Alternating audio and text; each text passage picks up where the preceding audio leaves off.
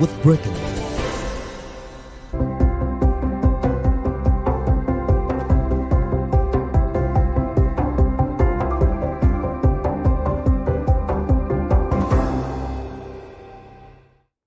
Good morning and thank you very much for joining us. I am Iyori Folari. Okay, we've hardly done anything but politics throughout the week, and I guess we're in the season, but this is a sort of a slight shift aside because this is an ongoing matter. I think it has been rested now. I'm talking about the Supreme Court affirming the victory of Senator Monday Okpebholo as the governor of Edo State. It has been congratulations all around. The president has issued a congratulatory message that was put out by his spokesperson, Bayo Ononuga. And I guess there will be other messages about it. Now, our guest this morning is Andrew Mwanta. Mr. Mwanta is a special advisor to the Edo State governor on legal matters. Good morning, and thank you very much for coming on the program. Yeah, good morning, Yuri. It's a pleasure to be on your program this morning. All right, then. Good morning to Nigerians at home. Indeed. Indeed. Okay, just before we start, we have a report inside here. We'll play that report, we'll watch it together, and then I'll come to you.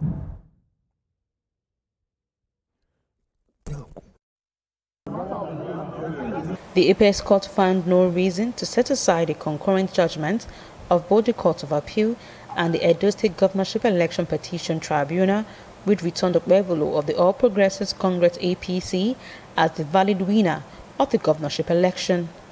It held that the appellant failed to adduce credible and admissible evidence to substantiate his claim that the election was marked by irregularities that included overvoting and substantial non-compliance with provisions of the Electoral Act. Likewise, it held that the appellant failed to call relevant witnesses to demonstrate some of the evidences he tendered in support of his case, especially the bimodal voter accreditation system, BVAS machines. Some of the proof of evidence which were tendered from the bar were merely dumped on the tribunal without establishing alleged non-compliance in 432 out of the total of 4,519 polling units in the state. The appellant did not satisfactorily discharge the burden of proof placed on him by law. This was the lead judgment of the court, agreed by other members of the panel. Celestina Iria, TVC News, Abuja.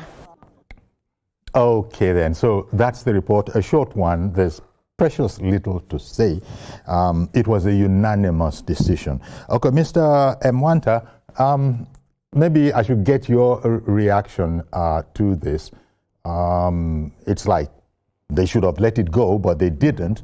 And so now, sorry for my casual language, they've come for a slam dunk, so to speak, because the court has now said that, sorry, you guys just didn't satisfy all of the conditions. Give me your own.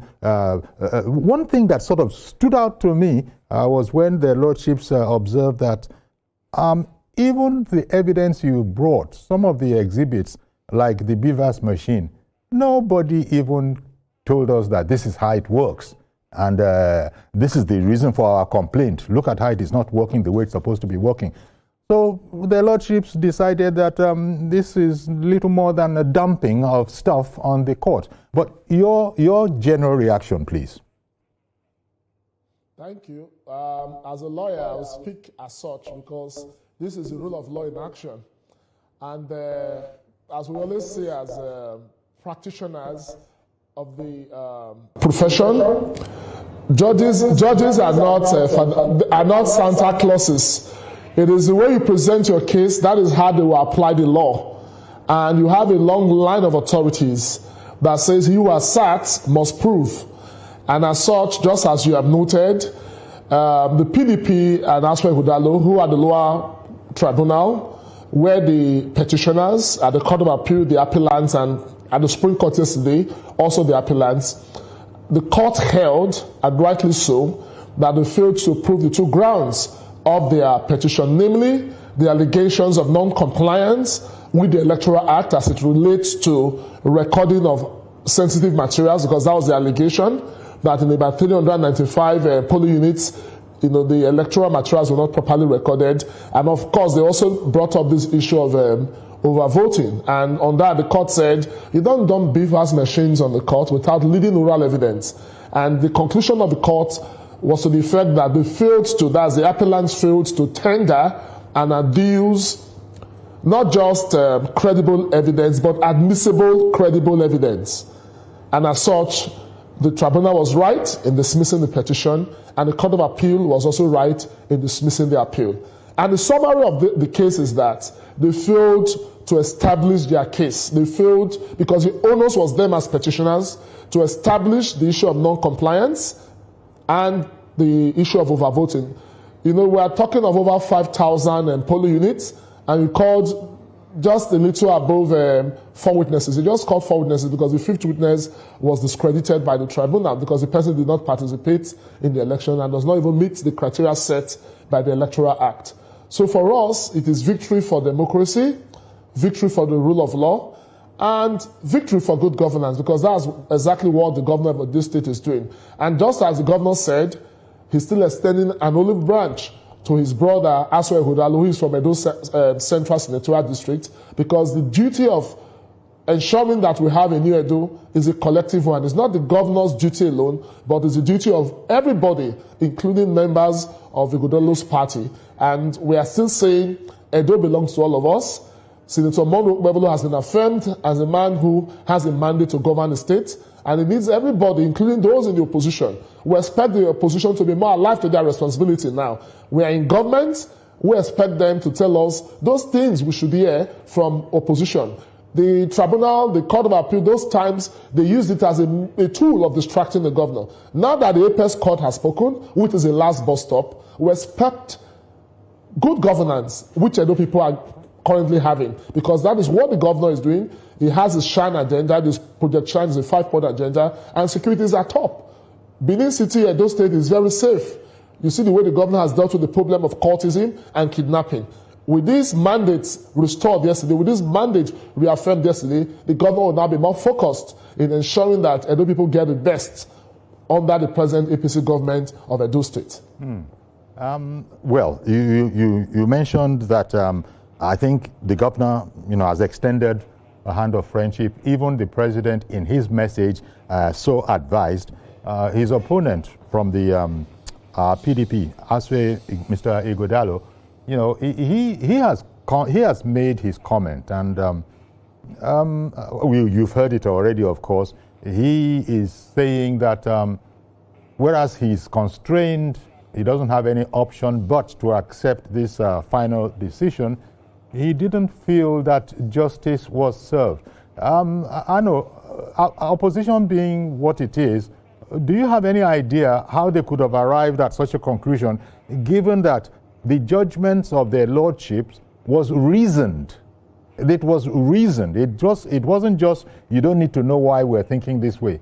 So for him to now still say that, there has been a judgment, but I think he was querying whether or not justice had been delivered. I have to be very frank here, because there was a pre-election case they filed. They were trying initially to disqualify the governor, but what they didn't know that, because the governor had 2 different affidavits. I think one trying to regularize a mistake in his INEC, that's his card issued by INEC, and one of his qualifications, I think, is primary school living certificate, where his name was not properly spelled.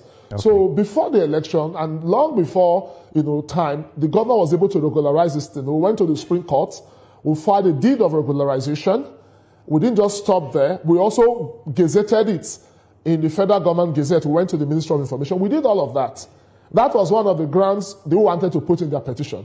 But luckily, before the election, of course, when they tried disqualifying the governor, the matter was before the FCT High Court, and a decision was made that the names of the governor were well regularized and gazetted, including that little mistake in his qualification. So those issues were resolved. So initially, the plan was that they would have made that a ground of a petition. When that ground was resolved by the FCT High Court on the basis of the doctrine of res judicata, they had no petition. Because you cannot prove overvoting by dumping beavers machines, right? You cannot prove non-compliance, you are challenging results of over 390-something polling units. You call only 4 polling unit agents. I mean, for me, that was not smart, right? It was a no-brainer for them not to have even filed that petition. You know, it was like a beautiful Ferrari without an engine. On what basis were they? You know, the courts are not, miracle workers, right? It's not in the time of the Bible when you could use 3, or rather 4 breads, 5 loaves of bread and 3 fishes to feed 5,000 persons. They were expecting a miracle. And the Supreme Court was not so created as a miracle working agency of government or organ of government. So what were they expecting?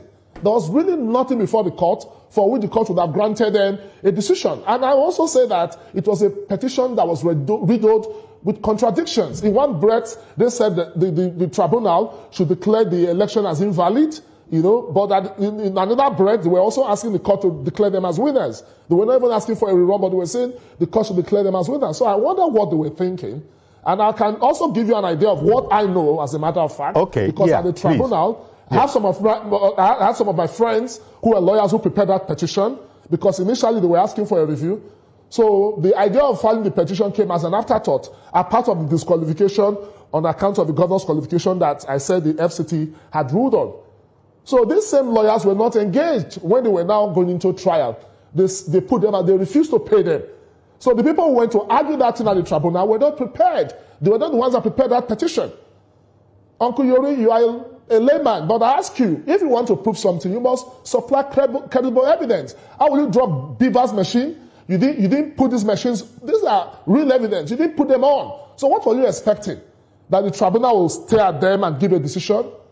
I mean, that was not smart. It was not smart. So, outside Rodallo as a lawyer, I may be disappointed in his reasoning, but there's a senatorial election. It's just that the qualification window is over. In 2027, they should try. Those central, the governor was a senator there. You must start from there.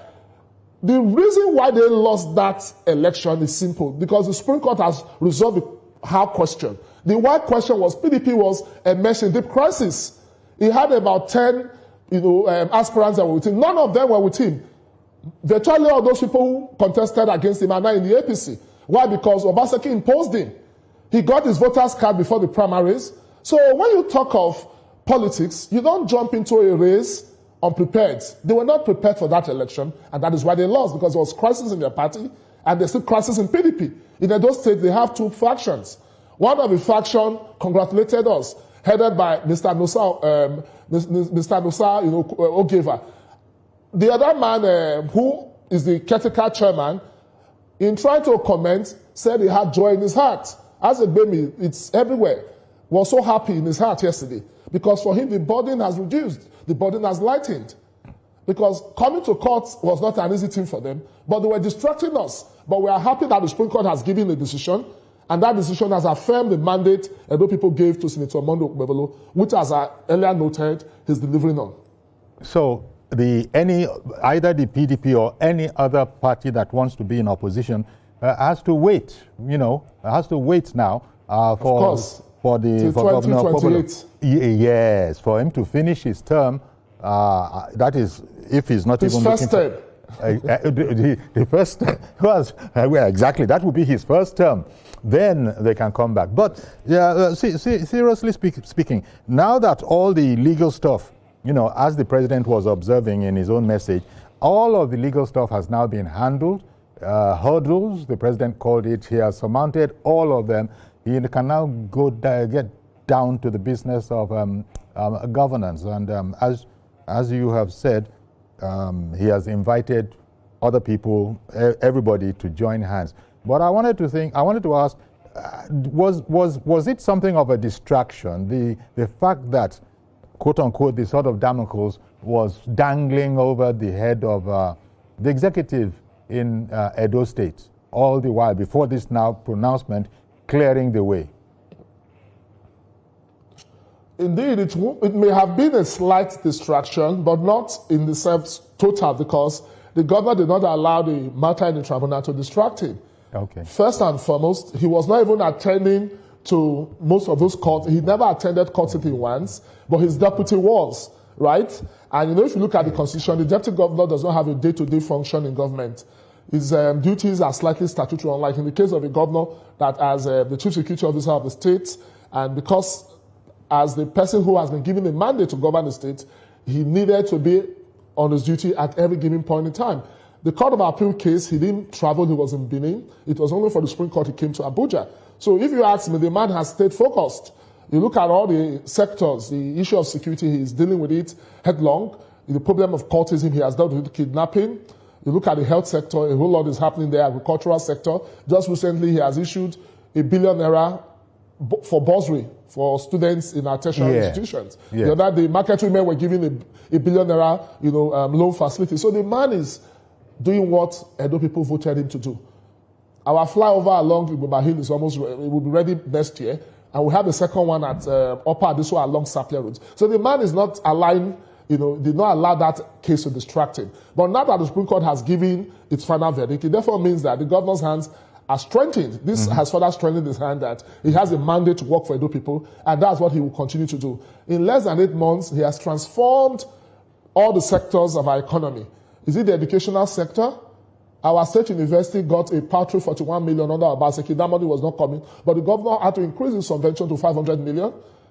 Agriculture had just 5 billion in the past. He's giving more than 70 billion to agriculture. We are talking of farm settlements, not the big man agriculture Obaseki was doing. They gave out virtually all the arable lands to business partners who were not using those lands, but they were trying to keep these properties, for future estates and what have you. So we have a governor that has given a human face to governance, and that is what he will do for the next 3 years and months that he will be there till 2028 when he will be going for re-election. And I assure Nigerians that this is one governor that talks less but works more. And people are feeling the impact. Come to Edo State, the people are happy. The people are satisfied with his pace of governance. It's not one governor that stays in his office. He's always out supervising projects. The entire state has become a construction site. There's hardly any sector he has not touched. And his promise is every local governor will feel the impact of governance. And that is what he's doing. As you were speaking about that, I just recall that some time ago, that was before this judgment, had been delivered.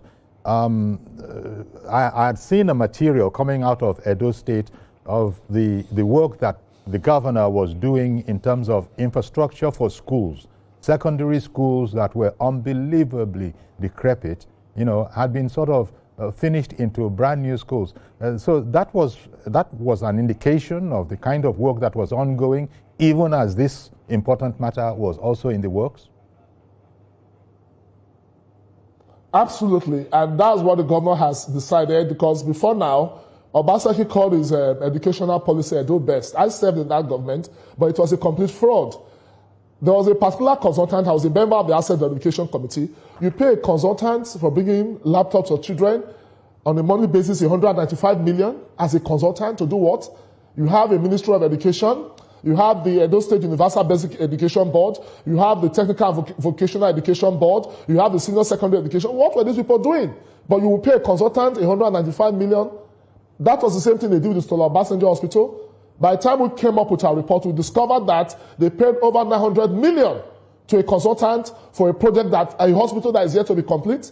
So it was a government that was born in fraud, living in fraud, and left fraud, which this government is now trying to clean. It's a very big job. Road contracts that Obaseki awarded, it was going over 100 billion, precisely 117 billion to contractors. After they lost that election in September, they started awarding contracts to their cronies. Yeah. Contracts that even some of the BOQs were not ready. So we had one government that was reputed for wanting state capture. But we're happy that we have a government that is taking back our states. And that is why when he said he will ensure that the president gets about 2.5 million votes come 2027, he knew what he was saying. Because this man is touching every community in Edo State. He's bringing real governance, development to the various communities in Edo State. So that he's not saying that after 4 years, he's saying before 2027, Edo people will have reasons to vote for his party, the APC, because he has made APC a performing party in Edo State. In terms of this, especially the assurance of the governor that he was going to work for votes for the president when the time comes, I was going to ask, how do the good people of Edo State take this decision? I mean, what was it like was it joyfully received, or was it quietly received in the sense that they had always known it was going to come to this? What was your personal impression?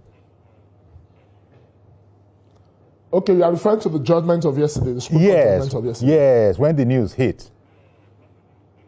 It was well received. I got loads of calls. Even in my phone, I'm still struggling with messages across the state. There's wide jubilation. And the governor is going to do a roadshow across the TVC. I mean, he will start with Benin City today, then maybe subsequently other senatorial districts on a thank you visit. This one governor, when he comes out inspecting roads, you see crowds, hordes of people coming out because the man is working with the people. It's called practical governance. I'll give you a simple example. Remember, Obaseki refused to swear in 3 judges. When this governor came in his inaugural speech, he made that promise that he was going to swear them in. He didn't nominate them as judges. Obaseki did. But after Obaseki nominated them, he refused to swear them in. He swore them in within 1 month of coming into office. The Customary Court of Appeal, which is one of those courts at the same level with the High Court, Obaseki, the building of that court, he donated it to a federal government organ. That is to say, he wanted to kill that court. But this governor already has introduced an executive bill which will be presented to the House of Assembly because customary courts are the courts that are closest to the people. So when you have a court like that and you don't have an appellate court, it means that you don't want justice to get to the people. So the governor is bringing back those courts. So there's a whole lot he's doing, the courts across sectors. I mentioned what we have done with security. I mentioned what we have done with education and agriculture. And again, he wants Edo people to know that he's their governor. He has that servant leader approach to governance. The people see their governor, they believe their governor, and with this decision of yesterday by the apex court of the land, the governor's hands are further strengthened to continue to deliver the dividends of democracy. And importantly too, we must thank the President of the Federal Republic of Nigeria, Asiwaju Bola Ahmed Tinubu, for the support he has been giving us. Because in terms of our statutory allocations, we get what is required to bring development to our people. There are some external fundings that come in. The governor has gotten so much of support. Even the federal government intervention on the Benin-Auchi road is visible. That road before was a death trap. With the support of Mr. President, by the time that road is complete, it will now complement what we are expecting from that coastal road that will start from Lagos and end in Calabar. This is one government that has given human face to governance. And that is why Asiwaju come 2027 will get the support of Edo people. All right then. Mr. Joshua in Irewolede, Ogun State. Maybe I put the day. Maybe it's Irewole, Ogun State. Good morning to you, sir. Happy weekend to you. Same to you. I want to congratulate the governor and the entire people of Edo State. I will just advise the governor to remain focused. I'm saying that our governor is going to be very good because he's a grassroots man. And he should not be bothered about, he should not be distracted by criticisms.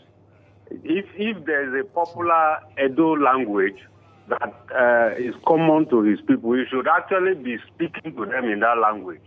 He should not bother himself with all this finesse of English language and all that. I want the man to remain a grassroots person. I expect to see a governor that will perform wonders. And he should please guard one thing. He should do everything to maintain peace with Oshomole. They should work together. You know, this area is where they often get derailed, you know, as governor. He has no reason to fight with anybody, whether godfather or... You see, in politics, there's always a mentor. Whatever it is, they can find a way to work together. My take on this judgment is this. Going to 2027, the language is always there for users to classify Supreme Court judgments in languages that are not professional. Some of them will say Supreme Court judges are these and all that, and then label the governor Supreme Court governor because they lost election. You see, I don't know the body that is responsible for this, but they need to check politicians. If you went to court, there were concurrent judgments from tribunal to the appeal court. You then went to Supreme Court. Supreme Court should manufacture evidence for you or what?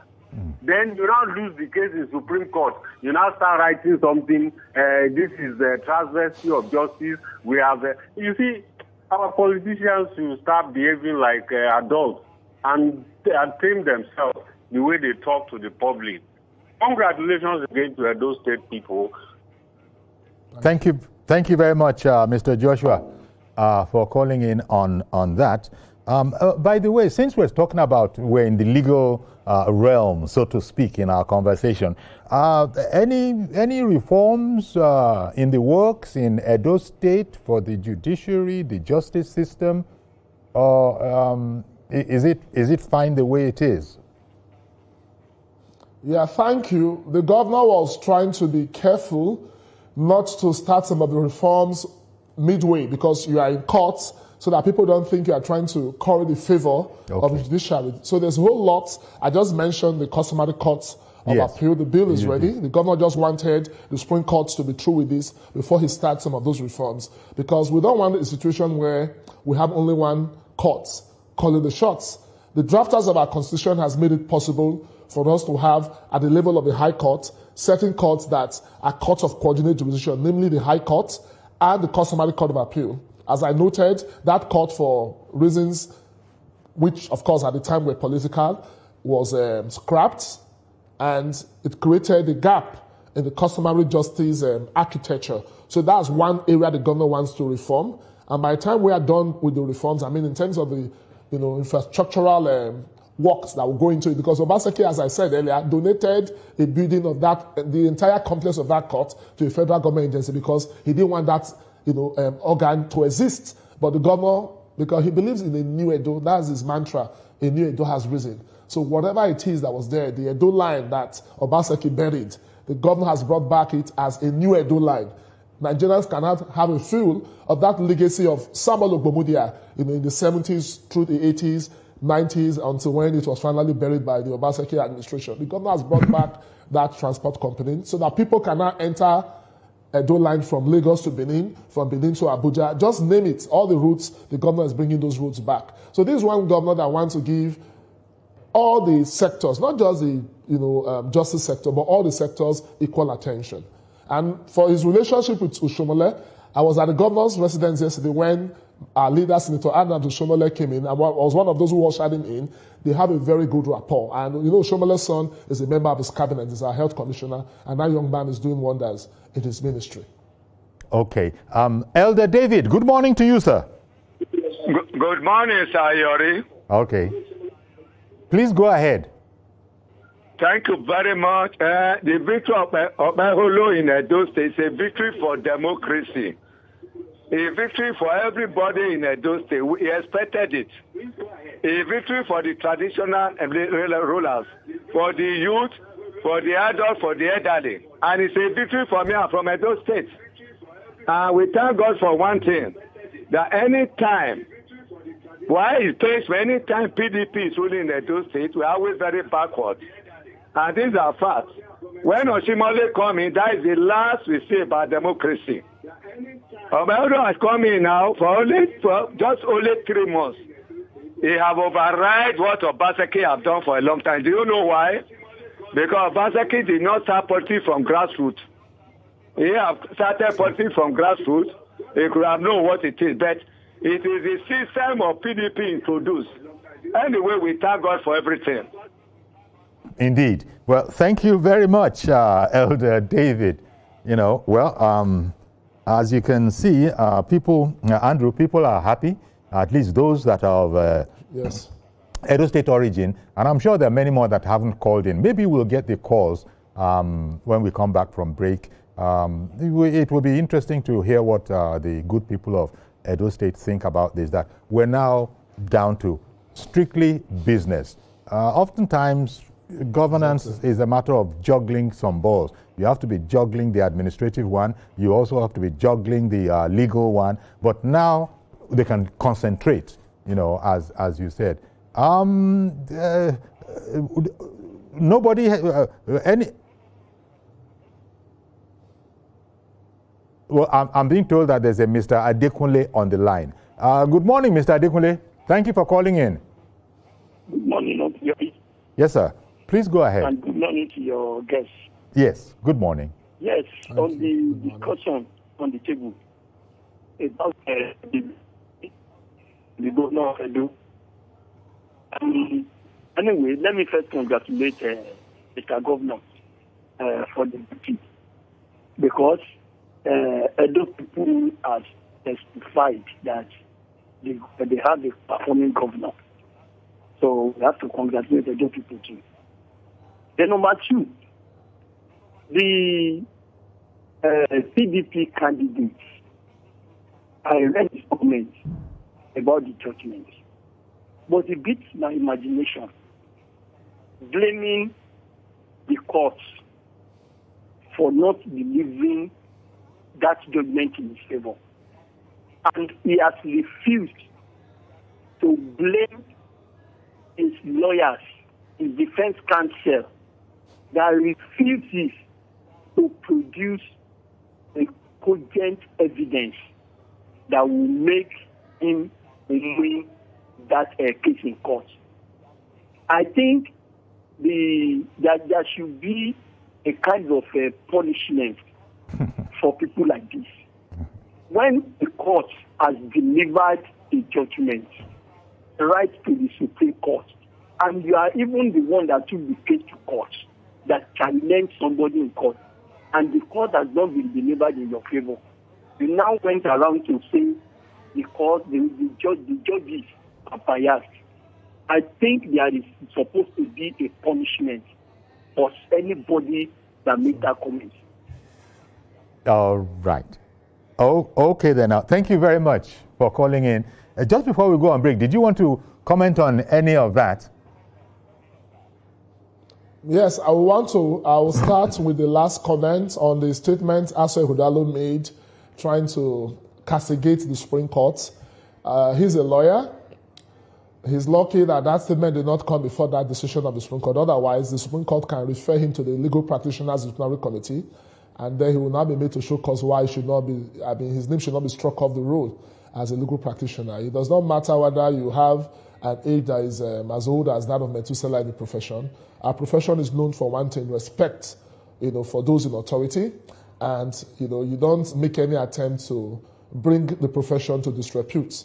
So I think it is for the leadership of the MB and others to look at that statement and decide how to deal with it. And just to say that this one decision that has been unanimous from the tribunal. At the tribunal, it was 3/3 unanimous. At the Court of Appeal, it was 3/3 unanimous. And at the Supreme Court, it was 5/5 unanimous. So no sane human being. Because what were they expecting? You didn't present any evidence. You dumped machines. I think the lawyers that handled their case knew what they were doing. He paid them fees. Did they expect them to now convert that fees into legal arguments to generate evidence that they will use in securing a decision before the court? Even for a lay person, you dump evidence before the court. So what were you expecting the court to do with those beavers machines? You call only 4 witnesses. You are challenging 395. It's just simple mathematics. Simple mathematics. Okay. Well, I'll tell you what, Andrew, we'll take a quick break now, and when we come back, we'll continue the conversation looking at other areas of development in Edo State as you see fit, and we'll take it from there. Do please stay with us. We'll be right back. Okay then, indeed, welcome back. Our guest is Andrew Mwanta, Special Advisor to the Edo State Governor on legal matters, and the Supreme Court has dismissed the appeal of the candidate of the opposition in that election. His appeal has been dismissed. That is Mr. Ighodalo, and so here we are. And as we were just being told by Mr. Mwanta, at every case, at every stage, it was a unanimous decision. And right from the beginning, 3/3, 3/3, right up to 5/5. And so what could one have expected? Tell me what the governor is going to be concentrating on now. By the way, I am seeing here that the Sokoto State government has hailed Okpebholo's Supreme Court victory. So I imagine that there will be more of that kind of a thing, people sort of rallying and identifying with Edo State upon this, clearing of the way, to put it that way. It's now being cleared. Now that he's not distracted anymore. We'll see the extent. Well, the president has advised that he should be magnanimous in victory. I wonder if this might extend to him inviting people to, see what we can do together. Do you think it could get to that extent? Yes, I think I'll quickly address that part, because before the Supreme Court gave its decision, the governor, of course, had received some persons from the opposition, particularly the PDP. They have only one member in the House of Reps, and the person has had a private meeting with the governor, so that in the coming days you'll see PDP leaders joining us to bring development to our people. And I'm talking of next week. So we'll maybe having some breaking news here and there. And essentially, we want a situation where Edo people will see politics as transitory, but what is permanent is our states. Yes. Right? Yes. Politicians will come and go, but one common denominator that brings us together is Edo State. And that is what the governor is focused in doing, in bringing development to Edo people, in taking Edo from where it was. Remember when the president visited us, he said, Obaseki said Edo not be Lagos, but he wants Edo to be better than Lagos. Because we talk of progressive governance. That is what the APC is known for. That's why the name of our party is All Progressives Congress. So we are going to ensure, the governor will ensure that moving forward, the only thing we will talk of, not politics, but development. Because political development is what has brought him into the office as governor. So what he now needs to do is to bring development. And if we have people in the PDP that can help us achieve it, be rest assured that we will bring all of them on board. To quickly talk about the governor's social contract with Edo people, yes. Section 14, sub 2 of our constitution says the security and welfare of the people is the primary purpose of government. So that his project SHINE is an acronym. The S is for security, H is for health, I is for infrastructure, N is for nutrition, which borders of agriculture and food security, then E is for education. Not just education, value-driven education. And I'll start with the last. When he came on board, he noticed that under Obaseki's Edo Best, it was software they invested so much money on. But now the government is now trying to deal with the hardware problem of schools with leaking roofs, some of them without door, without perimeter fence and what have you. So that's what the governor is doing. And also he wants to give more attention to technical and vocational education.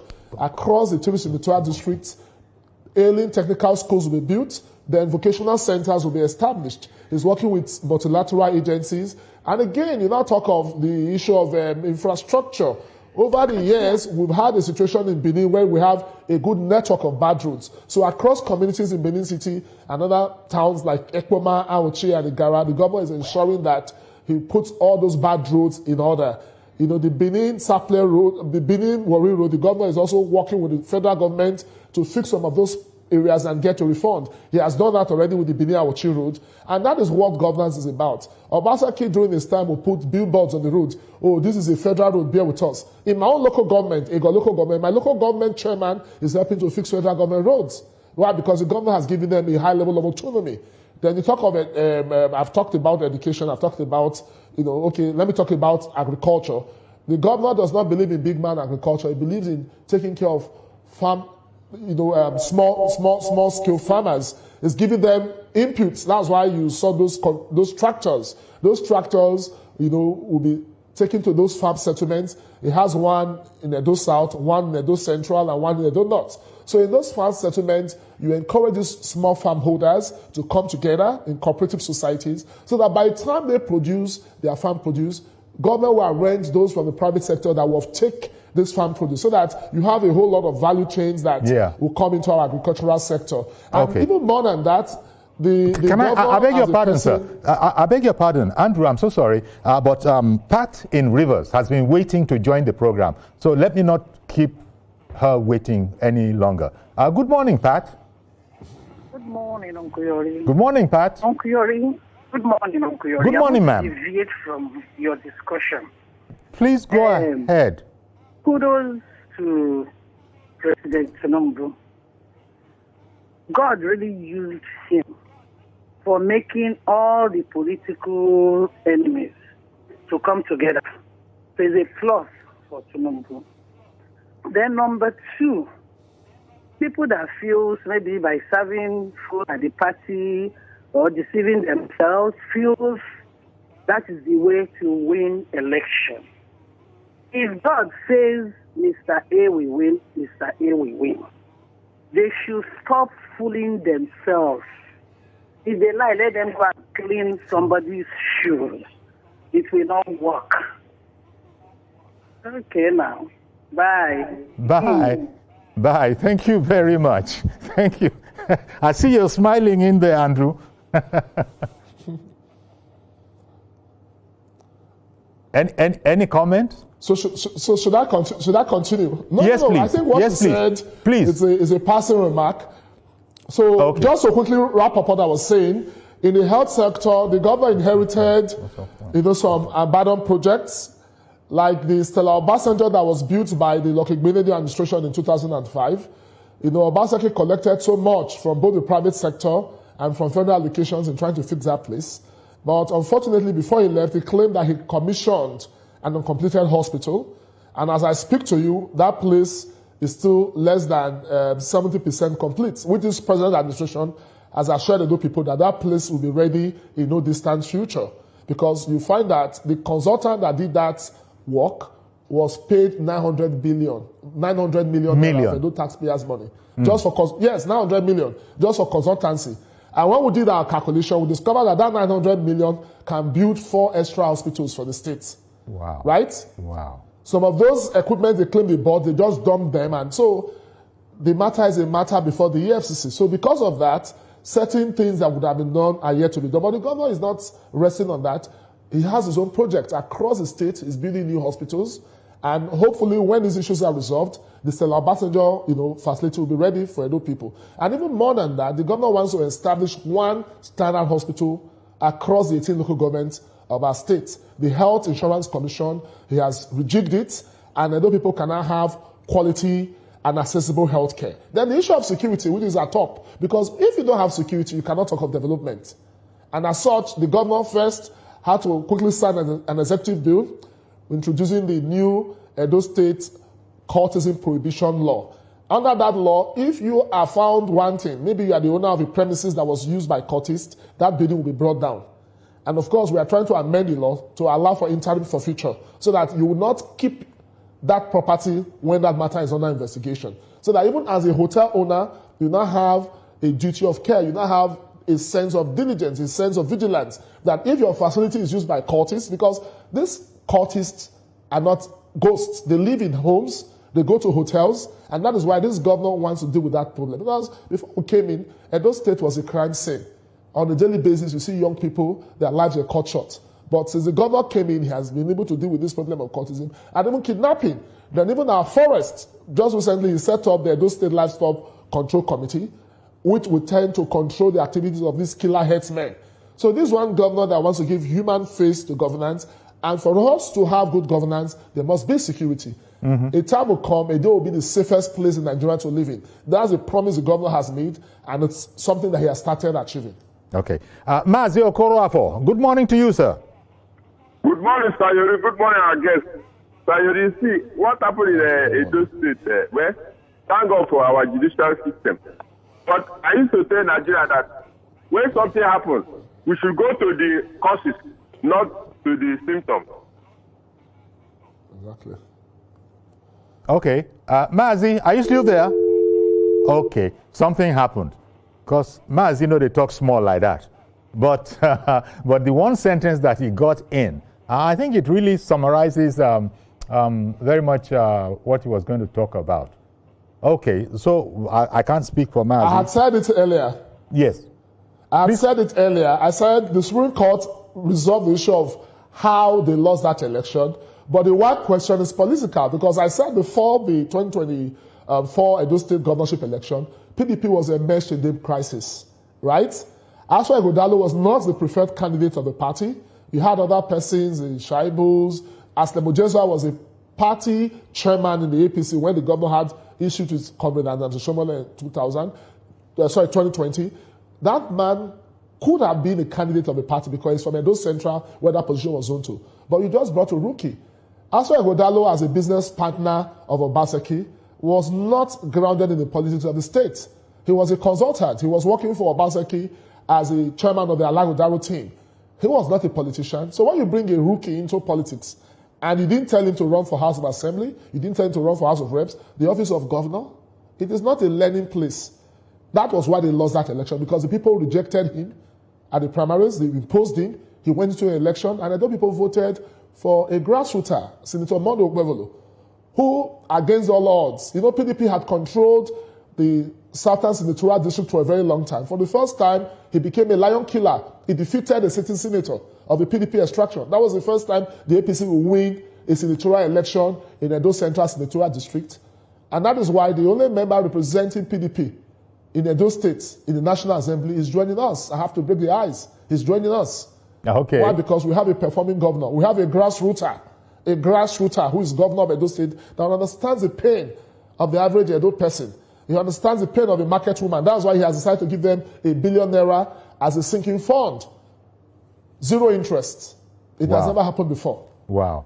Well, I guess you just, Students are also going to get bursaries. We've never had bursaries from the time of Ogbomudia. He has also approved $1 billion for students in tertiary institutions. The only criteria is that just prove that you are from Edo State and you have that bursary.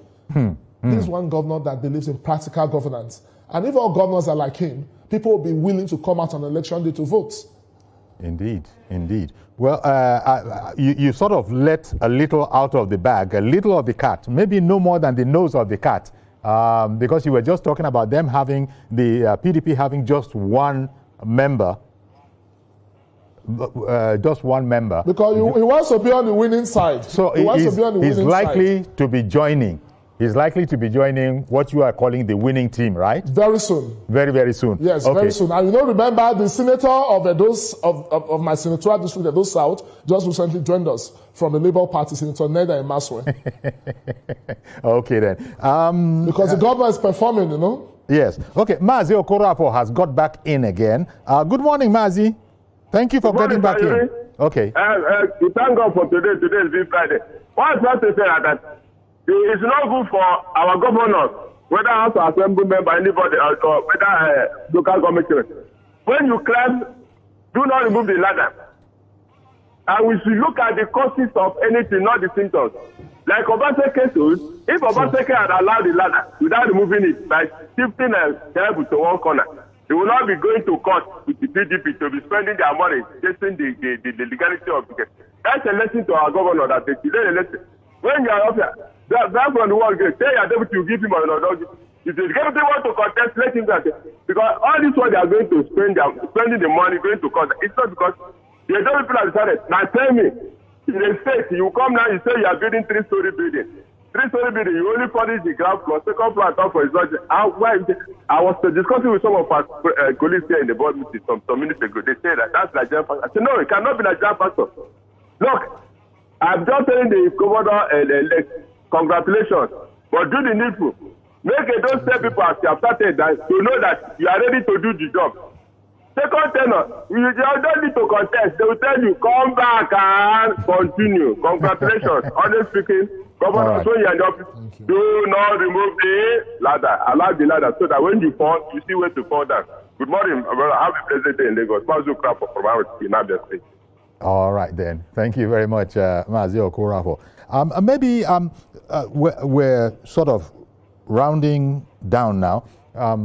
Could you speak to me a bit about a very expensive project talking about the roads network in Edo that was going to be given attention? Is there anything you can informally report? I realize that you're not necessarily the Commissioner for Works, but is there anything you could report on that? Before now, Benin City has had one problem, which is flooding. And the government of Comrade Adams Shomole did a whole lot in trying to address that problem.